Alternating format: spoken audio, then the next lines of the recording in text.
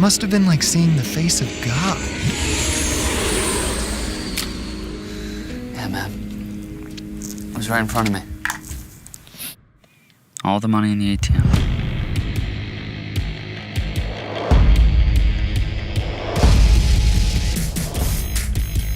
Rondo's kid is sick. That's why he's working. I don't really have a choice. The biggest party in the history of this shitty town versus an extra $2 an hour. Hey, $2 adds up over time. So at the end of the night, We walk out the goddamn front door. with $70,000 to $80,000 cold hard cash and a pop display. That's what I'm talking about.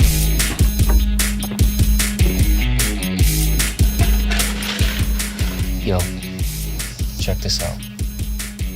Where the fuck did you get a gun? Jimmy, put it away. There's It's the customers end of all the around. fucking They can world, show up man. You anytime. gotta Put have away the gun. protection. I don't need protection at the gas station.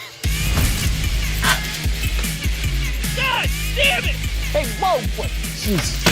The dinky ass gateway may be Y2K compliant, but what about the airlines? You ever think about that? You're saying Officially, like- nothing's going on. No! You think I'm stupid? Hey, Wednesday. There's a lot of stuff stuck up there.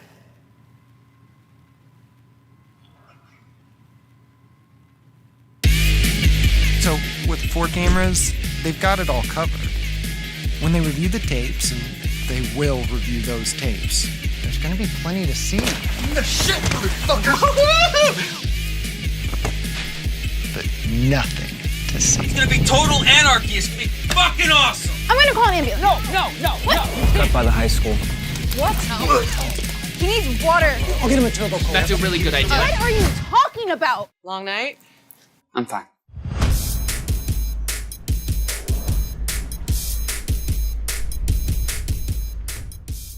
Hi everyone, Joel here with the group, the producers and some of the actors from and writer and director of Turbo Cola. It's an indie film.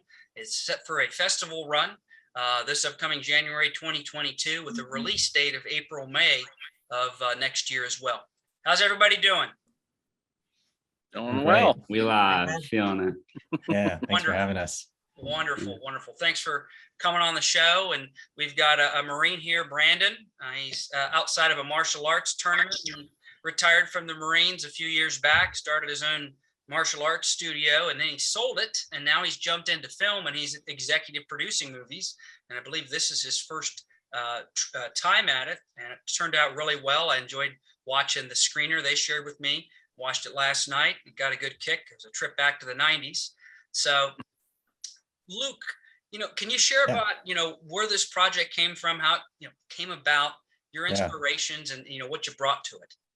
Yeah. It was like, I guess it's like almost 2 years ago now. Brandon sent me a script that was a play originally called New Year's Eve at the Stop and Go.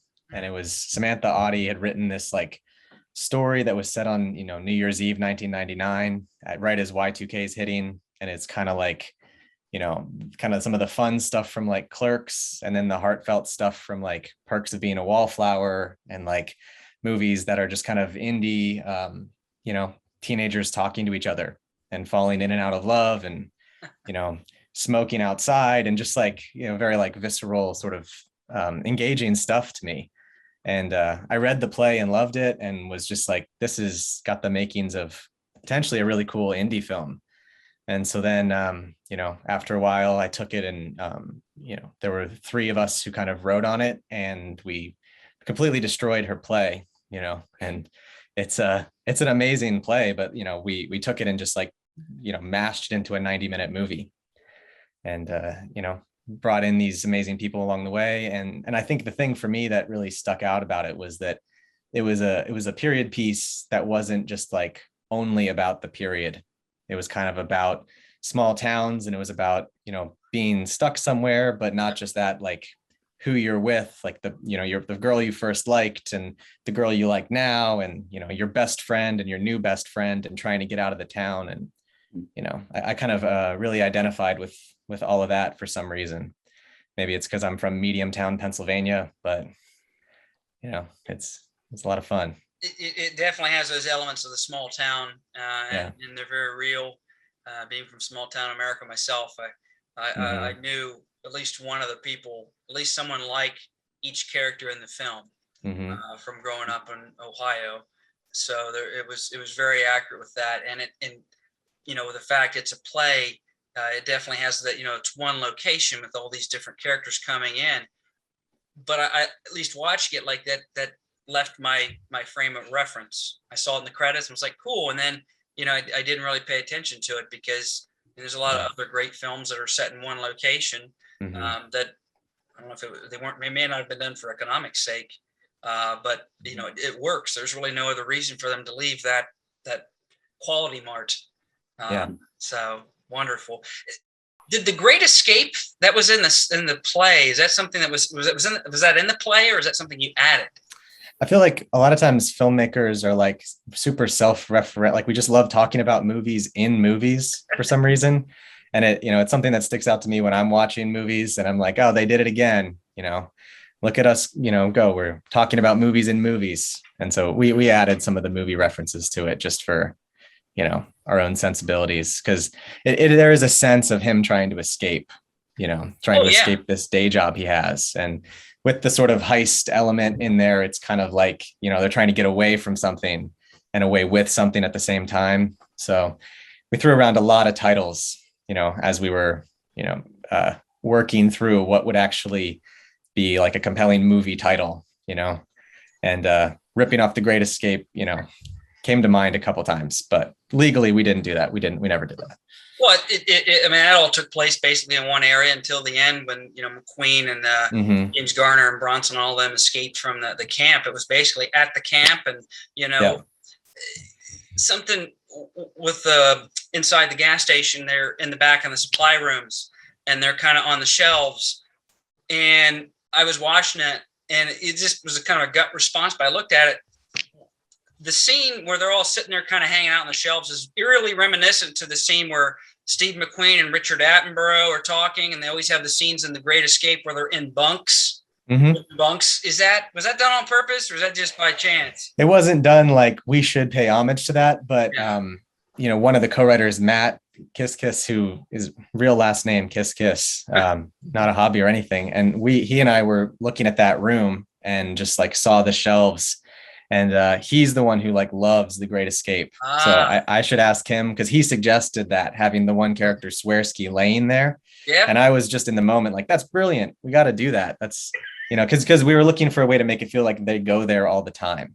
Like Austin always sits here. Swearsky lays up there. Jimmy's like kind of perched higher than everyone, like looking down on them, blocking them in, So it kind of had to do with like the keeping Austin trapped in that back corner. More than anything. Yeah. But it is, I think Austin's kind of like Steve McQueen. So I'll take it. I was waiting to see Nick standing there with a coffee cup and then tell somebody that they're crazy or you're out of your mind or something, whatever. He told Richard Attenborough. But and the fact he was working with the coffee machine and stuff, and I'm like, this has a lot of like elements of the John Sturgis's The Great Escape, which, some people, they haven't seen it, they don't get it, but still it was really masterful if there was an homage. Maybe I'm projecting some of my love of that film on here. I don't want to do maybe from now on I'll start telling people it was on purpose. We'll see. That's I had a professor tell me he was it's an AD and a second unit guy on Die Hard. And when you watch that film, it has like materialism and all this stuff, people read into it, and I guess that John McTiernan, when asked that, he's like, no, I didn't think of any of that when I did the film. He's like, it was just kind of like, it's in there, but he's like, that was not designed. It just kind of came about, I guess. So, maybe that's the case here. These kind of things overlap and it just happened in the creative moment. So anyways, when you were casting this film and laying out, who you wanted, what were some of the key points for the characters, that you wanted from the actors? Yeah. Well, Brandon and I started casting it, about a year, maybe before we actually shot it, I think. Yeah, about a year. And about 6 months. All right. Yeah, 6 to 12 months before we shot the movie, we started casting it in that range. Yeah, that's what I meant. And I think the main thing that I was looking for was kind of like, I didn't have necessarily like specific, like they have to look like this. Yeah. you know. I wanted them all to look right standing next to each other, like the sum of all the parts visually. But really what I wanted was to see actors who, like, you could see it in their eyes that they obviously had like craft behind what they were doing, that it was like they had put in the thought, they'd put in the work, and there's obviously natural talent there, but that it was like, you know, you could see that they had like the ability to work on material and dive into material and take it different places, not just take it with like, well, this is the way I'm going to read it this time. And like, I can do one thing really well. So when we cast it, and this isn't like unique to us, but it was really important to me that we sent, you know, a first round of auditions. And then that one wasn't, I didn't have a lot riding on that. It was really the second round of like, all right, here's a scene that's more serious and completely different. It's still your character, but it's a completely different side of them. And that weeded out, I'd say 80% of the people, because a lot of the people that we really liked on the first go through couldn't make the switch into this other side of the character that was funny, or more than likely it was like the sad or the intense or the whatever side of the character. And so it was kind of, to me, that's like craft behind the acting, because it means they're not just good at like silly stuff. They're actually able to move into, you know, a full person. Right. They're organic in their approach. It's not just take one note very well. They can play a melody of notes. And I was also looking for people that like I liked. Meaning like when the audition tapes came back, you know, there's just a feeling of like, man, I like that person, you know, like them, you know. You want to work with people you like, and it's any business you're in, and even more selfishly than that, I want on screen people that I think are like likable to watch.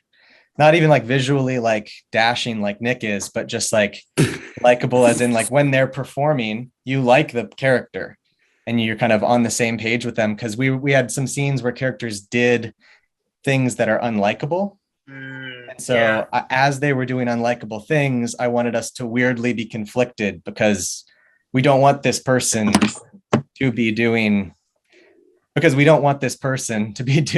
super unlikable stuff.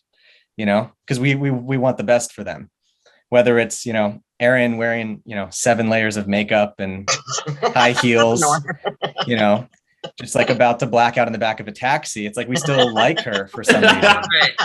You know. You feel for the still a good mom.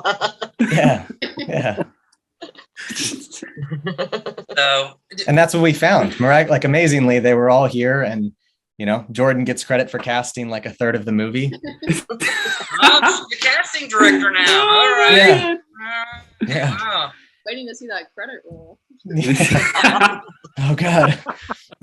Yes, Jordyn Denning. You should get that credit, at least casting associate, you know, something like that. Oh yeah. Or casting consultant. Additional casting by. Yeah, exactly. What would be the biggest challenge you faced doing the film? Brandon, what do you think? For me, it was just the unknown, being that I was completely reliant on Luke's experience. And it was, anytime you jump into something new, you know, it's a scary thing. And even, you know, I had been acting for a little bit. I've been on sets before, but I had never been in charge of anything. And on this one, you know, I was in charge of stuff. So anytime you do something completely, totally different from what you were doing, there's an element of fear. Yeah. So that was probably the biggest hurdle that I had.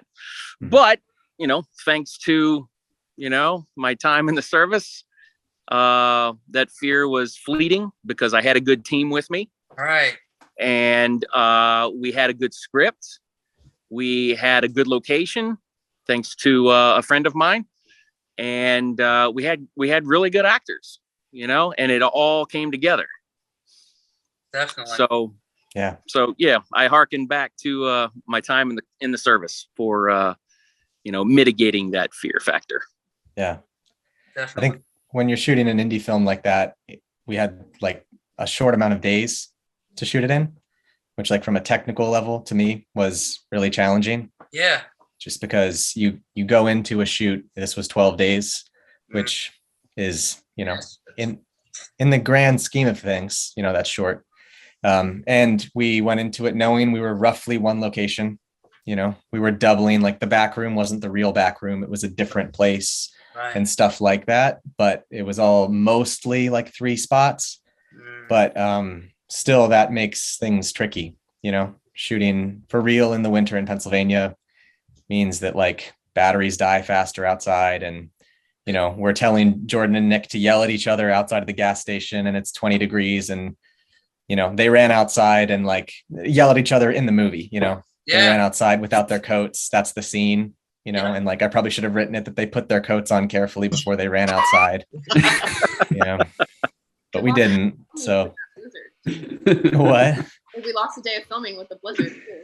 There was an actual blizzard. Yeah, there was a legitimate blizzard. There was a legitimate blizzard that for the safety of everyone, we stayed in the accommodations and we shot like 2 things we could there and called off the rest of the day. So really 11 days of filming, I guess. And that's just a challenge, and it's grueling on, actors and crew and everybody, just to work that hard, that long, everybody doing multiple things. And that was a challenge. It is. It's a marathon. That's what it turns into. What are you most proud of though? How the film turned out? I can answer this one. Yeah. The biggest compliment that and I've shopped this around to probably 60 distributors. Okay. The biggest compliment we get is generally 3 things. One is our ensemble cast acting. Yeah. It is not an indie level acting quality. We got actors who are far and above what we were paying them. I love you guys, but I honestly, I didn't pay you enough. I know. There's still time, Brandon. I'm working on it. Trust me, Brandon. I'm trying. I'm coming back for it, Brando. Don't worry. Remember Nick and I talked to you in the van about the doctor. But we had actors who were far and above what some indie level movies have. Our cinematography and our director. Those are the 3 things consistently across the board. And I've talked to 60 different distributors. Those are the 3 things that they always hit on as being the strengths of this movie. Wonderful. And the 90s. The 90s beyond the there. 90s. It's nostalgia. People my age remember. I was actually in Michigan in 1999. Wow. Wow. So I know what was going on around that time. I was stationed in Lansing. Yeah. What were you doing there? I was on I&I duty. Inspector. Yeah. If you ever want to break from the Marine Corps without ever actually leaving the Marine Corps, go on I&I duty. Yeah. I've heard that. I&I, that's a pretty good deal. Yep. That's that's one of the things that attracted me to the play was, a lot of this stuff is familiar. I was around that age in 1999. I was a young sergeant at the time, 23 years old. And, and just a lot of familiarity with what was going on in the play. And that's when I sent it to Luke. I was like, hey, I think this has got good bones to it. Let's do something with it. Yeah. Wonderful. Nick, why don't you share a little bit about yourself, please, and your lead role in the film? Where is there a spot you want me to start? I was born July 25th, 1999.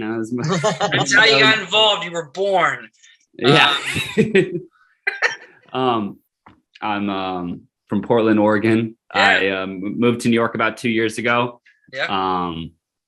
And I remembered this audition so well too. The typical audition, this whole process. It was had been like the hardest 3 months of my entire life. I had basically lost both of my roommates and was now living by myself in New York, coming back from, the pandemic and whatnot. And this was like my third audition I had done in New York City, because my first year I didn't audition at all. And I hated New York when I first got back here. And if I was this close to not coming back, and if I hadn't come back, I never would have gotten this. And this film has been the most life-changing experience for me. It was an incredible time shooting it. Is there anything specifics wise with Austin you're curious about?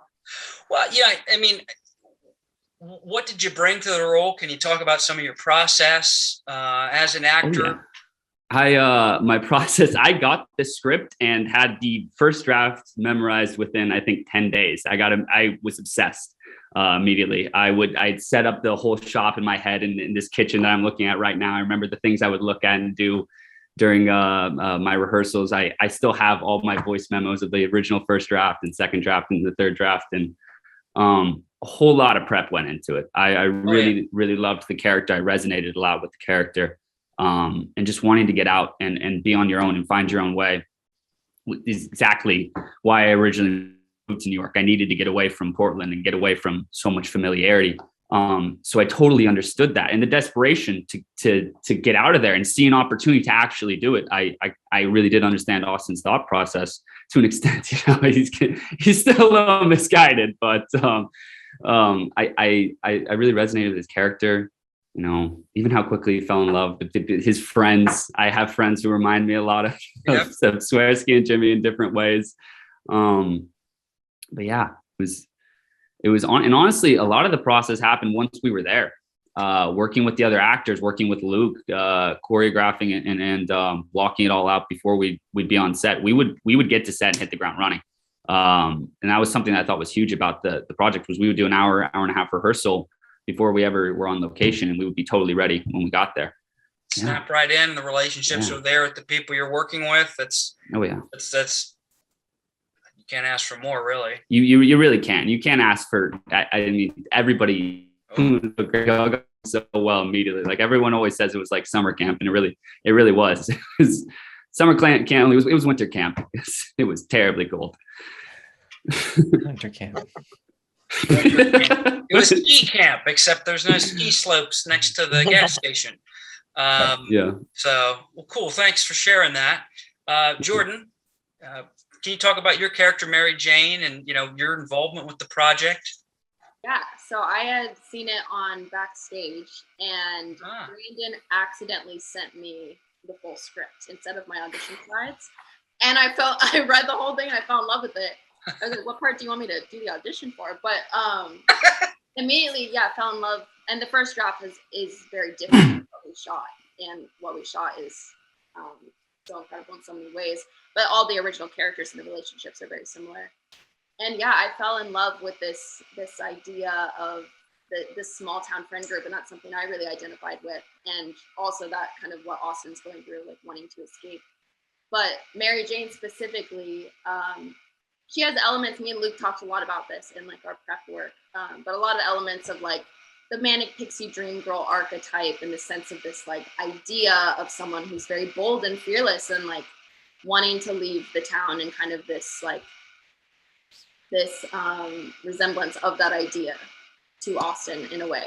And me in my hometown, like I felt like I really resonated with that, in a sense of like I was desperate to get out of there, and the second I could, I did, and that's not typical of people in my hometown. Mm-hmm. And so I was really resonating with parts of her character. She's super sarcastic and witty, which I loved.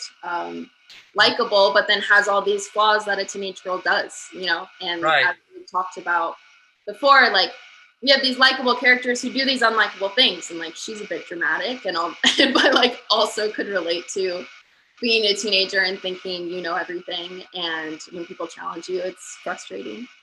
But I fell in love with the project immediately, and right away from talking with Luke and Brandon, I just had a really, really good feeling about it, and I was so excited to get on board with it. Wonderful. Were there any other aspects to the project you wanted to discuss, what you might have supported?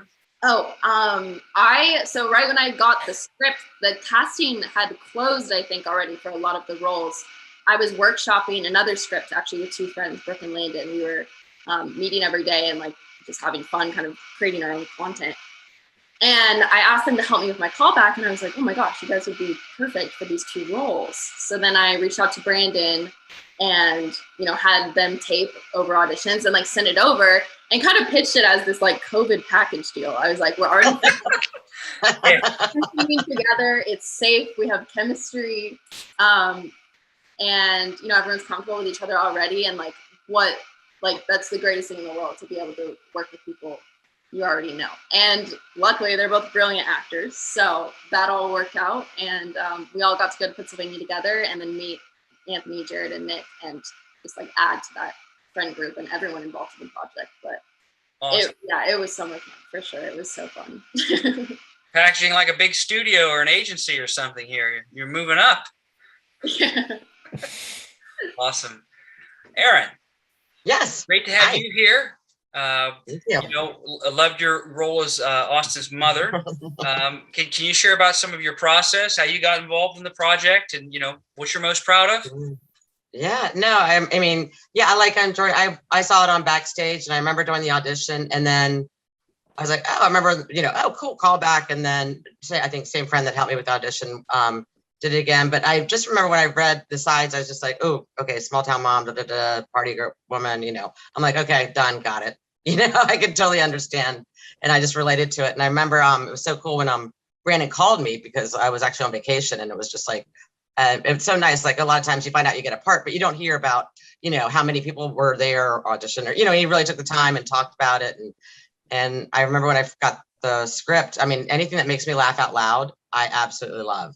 And, you know, working with this super, super, super talented group of actors, I mean, and they bonded. I mean, they became, like I'm saying, some of them knew each other, but I mean, they were just a really tight unit. And so, I mean, I have a daughter that's, you know, close to Austin's age, so I could relate, you know, with the wanting, you know, you're an adult, but you still want to kind of go out and have fun, but yeah, you still want to be a parent. And, you know, sometimes you're not the most mature, like, you know, Austin is a little bit more mature than Mindy, it seems, you know. And it was just fun. It was everybody was so easy to work with, and, you know, great direction, and, you know, rehearsing right before and then just going and shooting it. I mean, I had the easiest part, because I mean, I only had, you know, 2 scenes, and these guys were working, you know, around the clock. But it was a great, I mean, I really wish, you know, we could do it again. I really hope there's a Turbo Cola 2, you know, part 2. Oh no. Fully charged. Y2K, like in the year 2000. Right. Yeah, because I'm thinking, oh my God, it was like almost a year ago that we shot it. I'm like, I'd be getting ready for it right now. I'd be doing, you know, rehearsing. I'd clean my house when I do my lines, so I'd have a really clean house, because I'd be going over it and over it. So. Nice. Yeah. Multitasking. Mm-hmm. Yeah. A staple of the 90s and now. Yeah. Oh yeah. And I mean, good God, I grew up in there, you know. Shoot. Yeah, I had that all. Yeah, I remember all of that. Yeah. And the Post-it notes everywhere. I know it's just made fun of by different.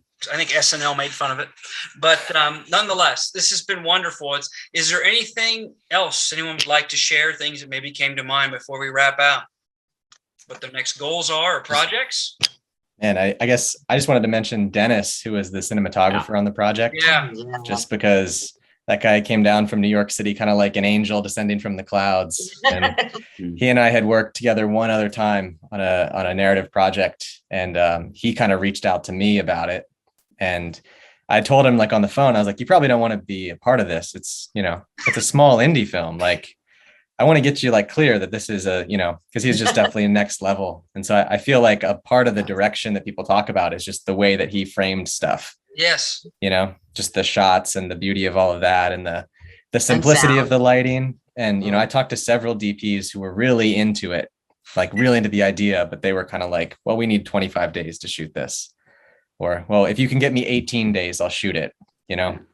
And Dennis was one of the ones who had the attitude of just like, no, I got an idea. It's not going to be the same movie, you know, as like it would be if we had 6 months of, you know, production. But he came into it and kind of, you know, like innovatively came up with some stuff. And he came up with one of my favorite things, which is we strapped a camera to a mop bucket, kind of like a Fast and Furious shot with like the wheel in the foreground. Yeah. And it rolls up to a slushy spill a couple times, and then there's kind of a slow dirge version that it rolls over, you know, some spilled money and some blood on the ground. And that's one of my favorite kind of pieces from the movie. That was all him. So wow. The cast and the crew on this was, you know, just thank you guys.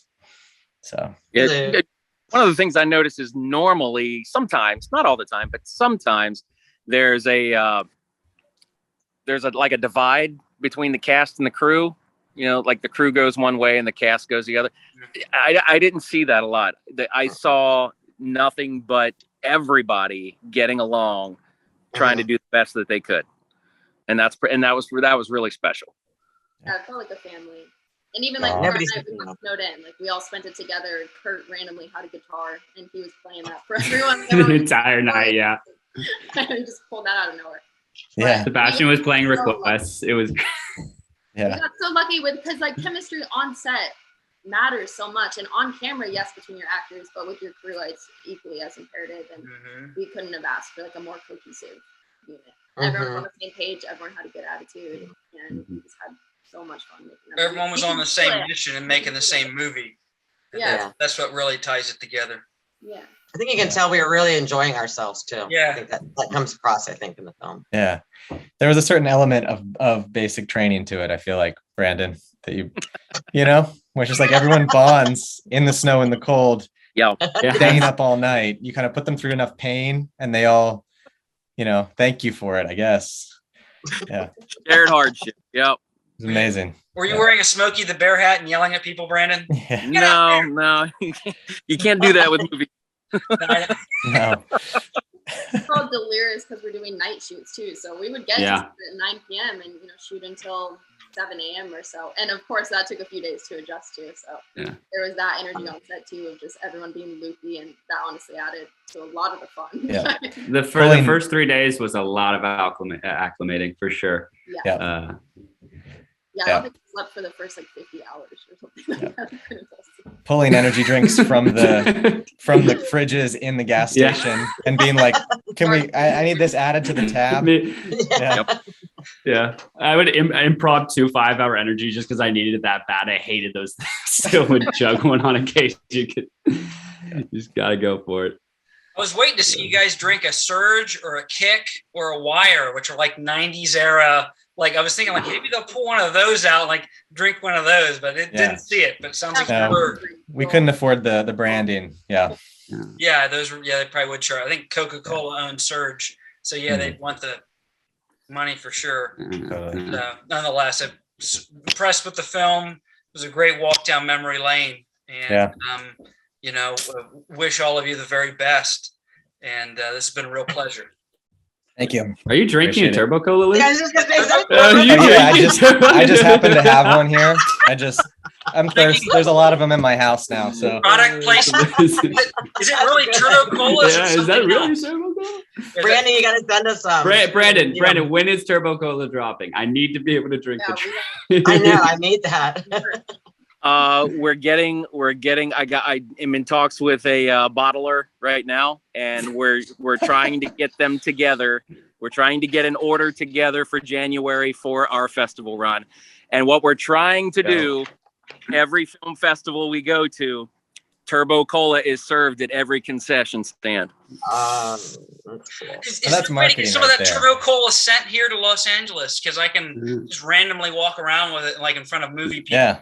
I'll send you a bunch of actually a really good ad idea. Somebody Somebody drinking a Turbo Cola in front of a Turbo Cola advertisement. Yeah.